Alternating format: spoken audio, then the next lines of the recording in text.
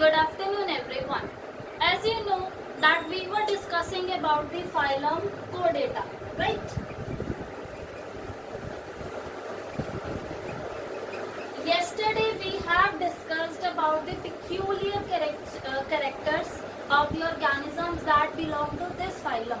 So today we are going to discuss about the classification. Phylum Chordata, it is further divided into three subphylum. Okay, this phylum is divided into three subphylum named Urochordata, Cephalochordata and Vertebrata.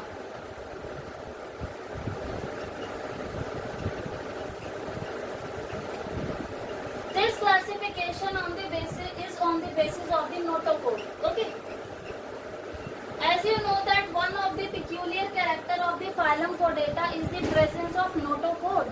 They are having a notochord that is solid, present on the dorsal side and provide attachment to the muscles. So on the basis of that notochord, the phylum Chordata, it is divided into further three subphylum: Urochordata, Cephalochordata and Vertebrata. Now what is the meaning of these three? Uro means tail. So from here it is clear that in the organisms that belong to subphylum Urochordata, notochord is present, but notochord is present only and only in the tail region, even of the larva. Suppose larva is there, this is urochordate larva, then in the tail they are having notochord. Notochord is not present in the entire body. Am I clear? In urochordate, notochord is present in the tail region in the larval stage. If I talk about the adult, then in adult, notochord is absent. But still, they are under the phylum Chordata because at some stage of their life, that is in the larval stage, no doubt only in the tail, but still they are having notochord in some stage of their life. Clear? Uro is tail. So basically Urochordata, they are having notochord in the tail region in the larva, not in the adult. Clear? Now, example of urochordate is Doliolum.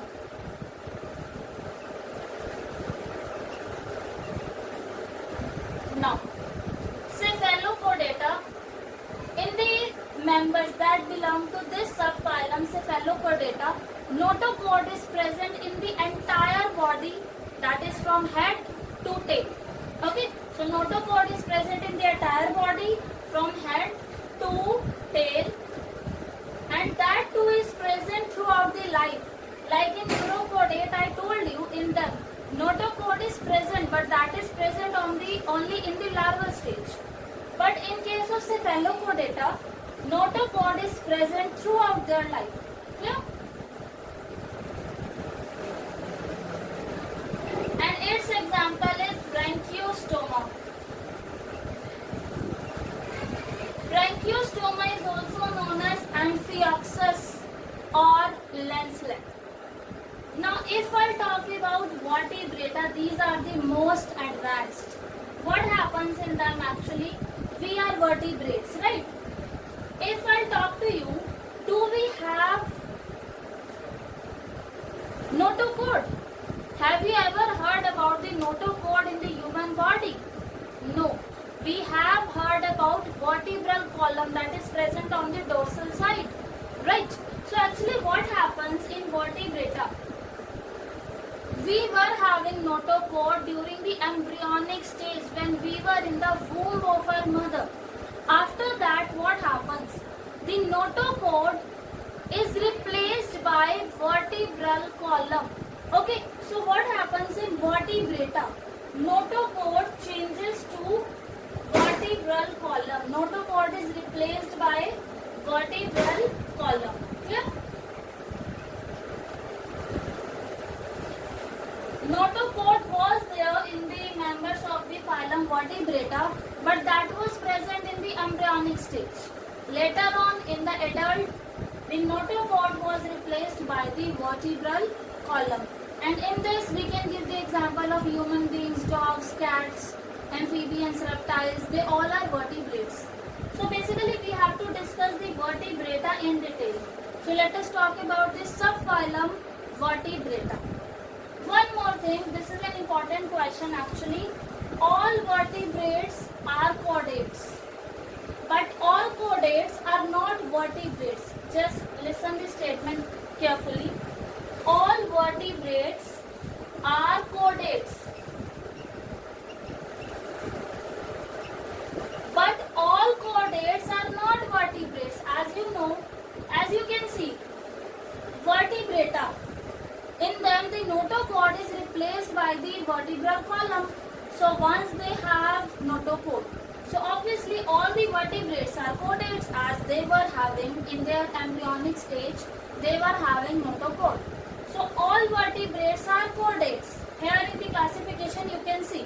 But all chordates are not vertebrates. They could be urochordata also. They could be cephalochordata also.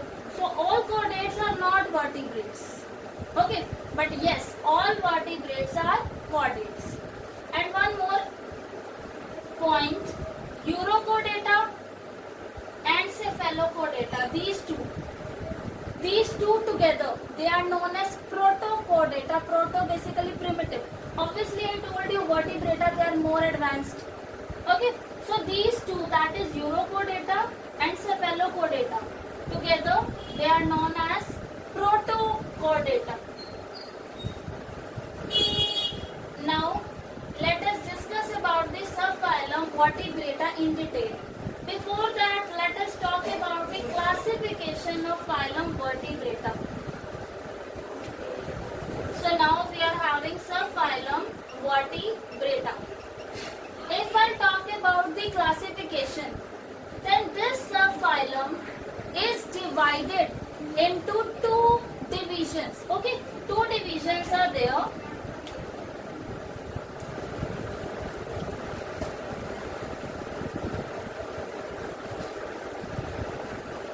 Agnethostoma and Gnethostoma. Agnetha or Agnethostoma you can write. Next one is Gnethostoma. Now what is the meaning of this? A means absent, right? And Gnetha means jaws. So in Agnetha, jaws are absent. Jaws, you understand, are teeth. They are embedded in the jaw. So basically in the Gnethostoma, jaws are present. But in Agnetha, jaw is absent. Okay, so hypothetically their teeth are attached with the body, but that attachment is not strong. They have to take their food in small bites. We can take our food in a bigger bite. Even shark can take the full organism, right? Why? Because in our body, in the Gnethostoma, jaws are present, teeth are embedded in the jaws, and their jaw is absent. Clear? So in Agnetha,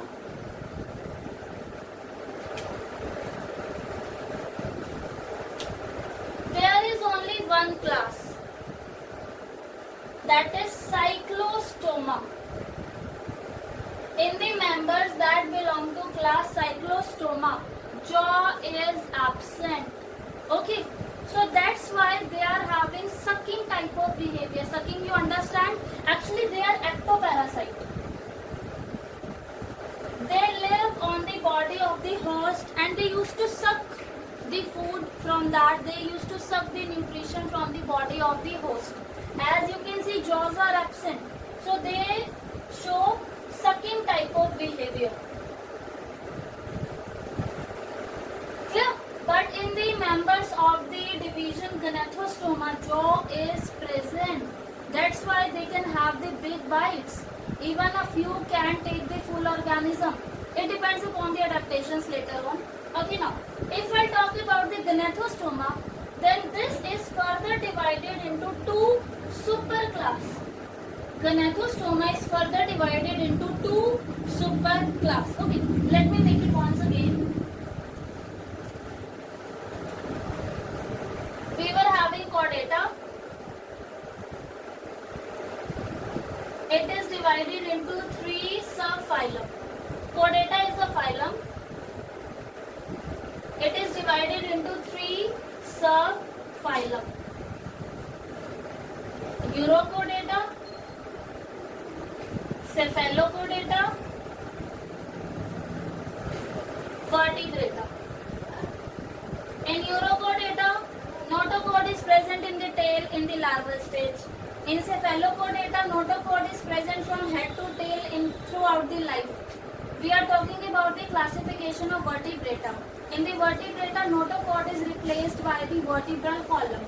Then I told you the subphylum vertebrata is divided into two divisions, Agnathostoma and Gnathostoma, or Agnatha also you can write.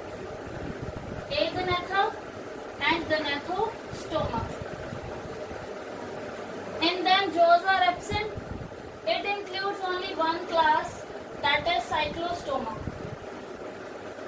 These are ectoparasite and show sucking type of behavior.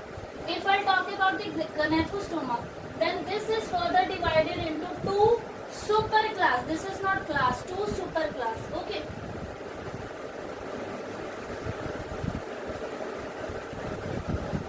One is Tetrapoda, in which we are present.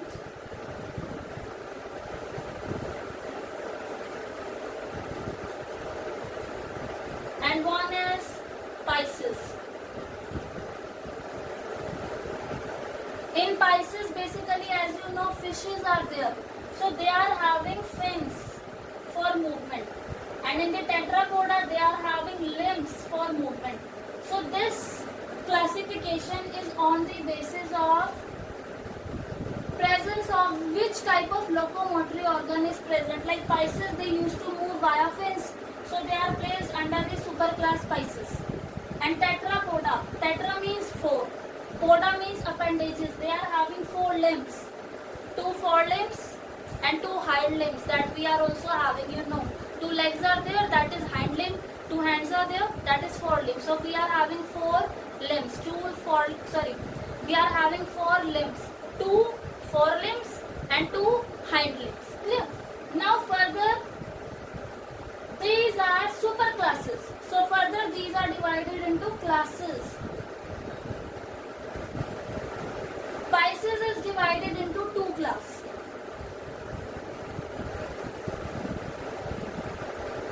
Chondrichthyes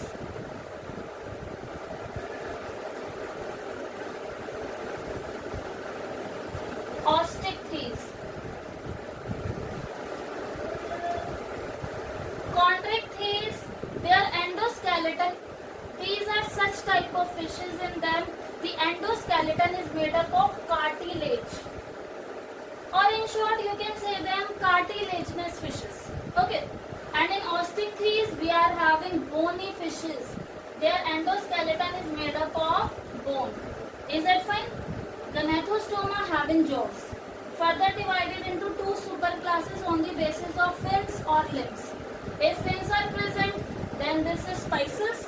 If limbs are present, then Tetrapoda. Now Pisces is further divided into two classes. Cartilaginous fishes, that is Chondrichthyes, and bony fishes, that is Osteichthyes. In Chondrichthyes, endoskeleton is made up of cartilage, and in Osteichthyes, endoskeleton is made up of bone. If I talk about the Tetrapoda, then their classification is very easy.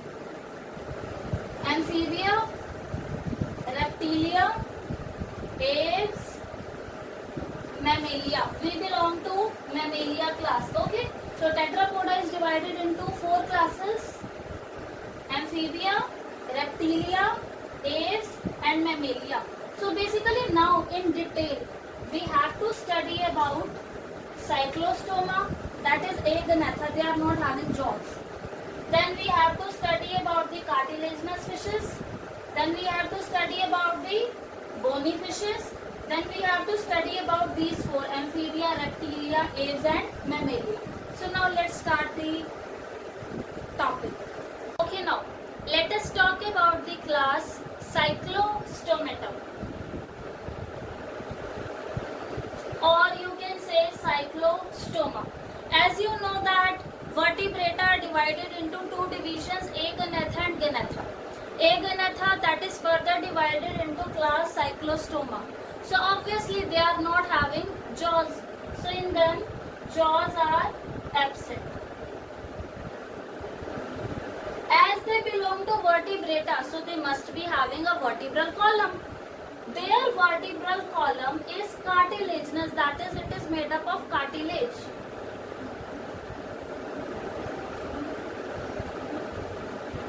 Along with that, their cranium is basically the skull. It is also cartilaginous in nature.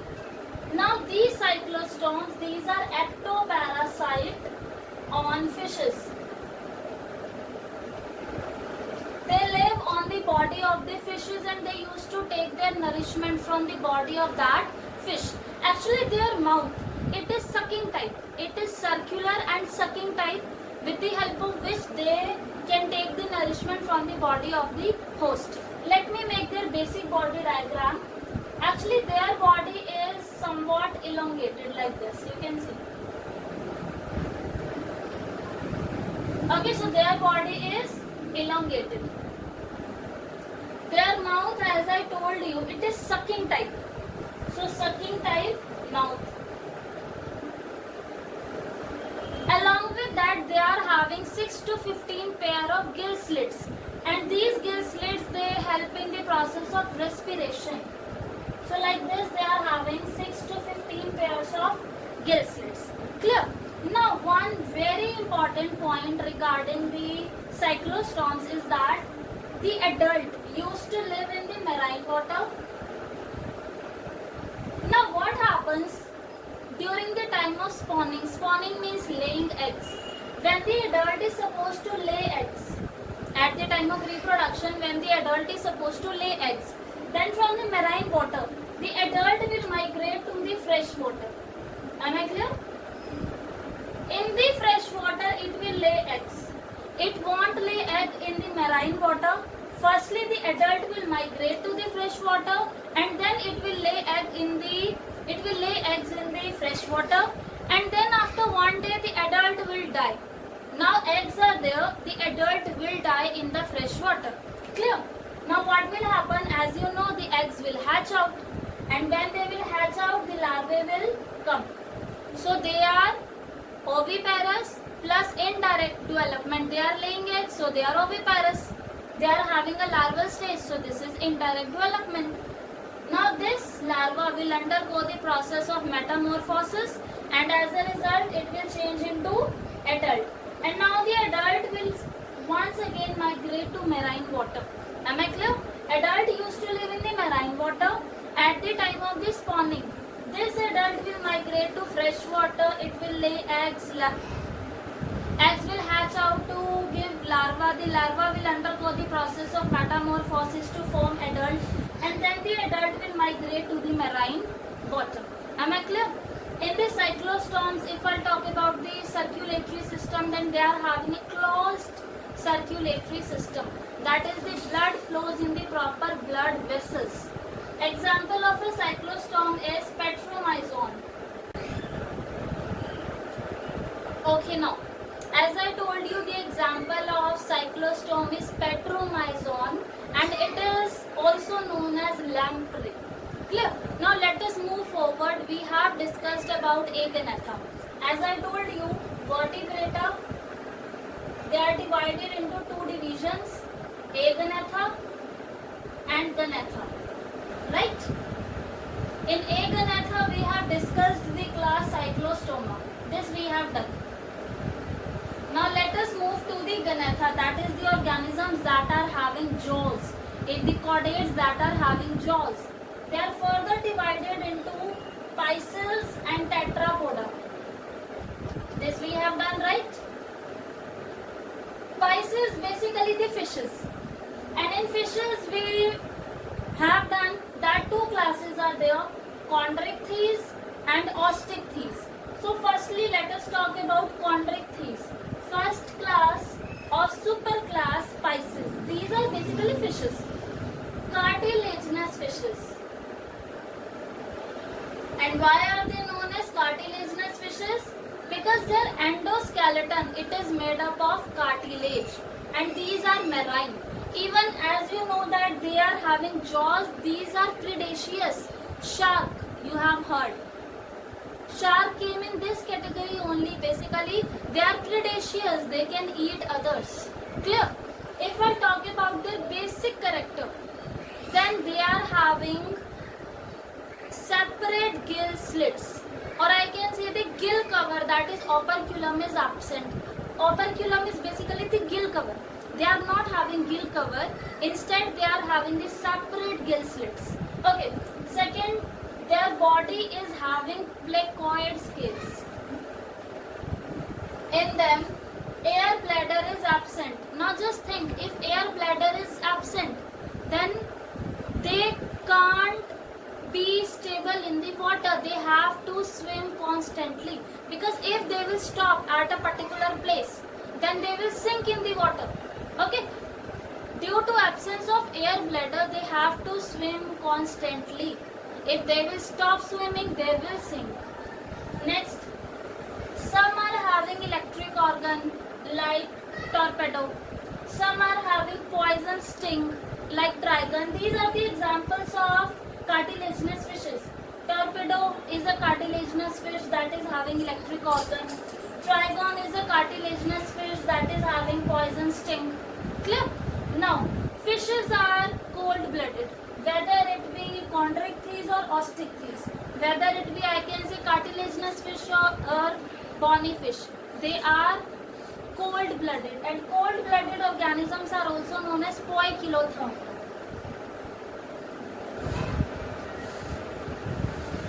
That is, they are not able to regulate their body temperature.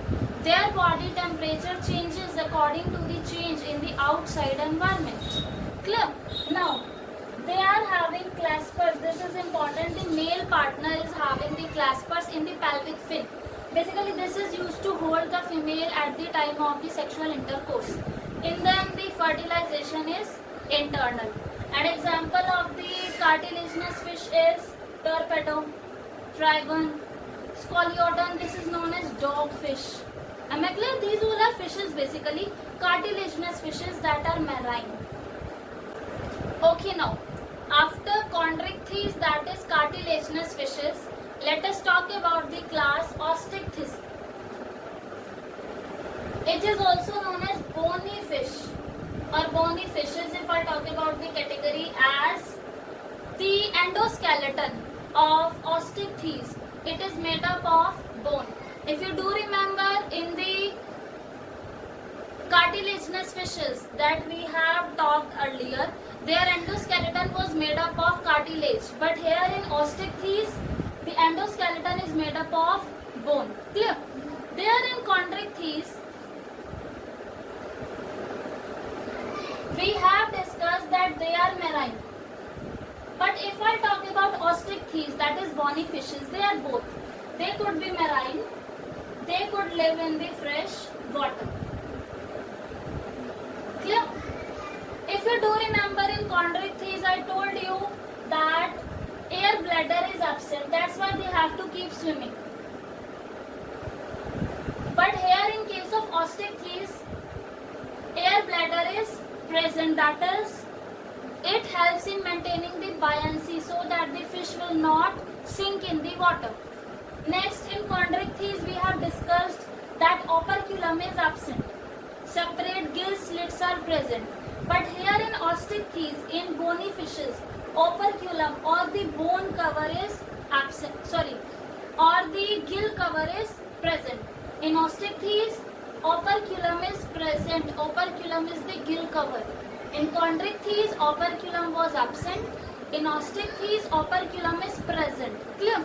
Now, next point of difference, in chondrichthyes, internal fertilization was there. The fertilization of the sperm and ova, they take place inside the body. But here in osteichthyes, the fertilization is external. It takes place in the outside environment, and then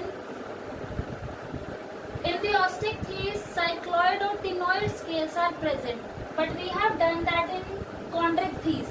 Placoid scales are present.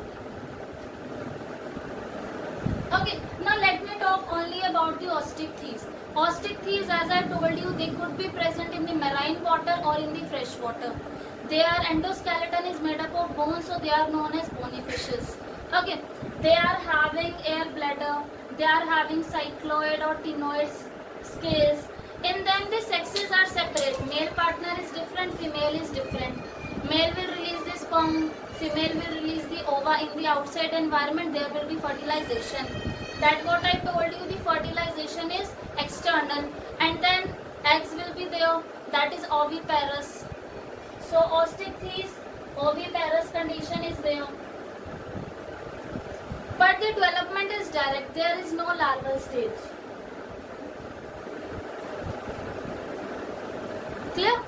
Example of osteichthyes is rohu.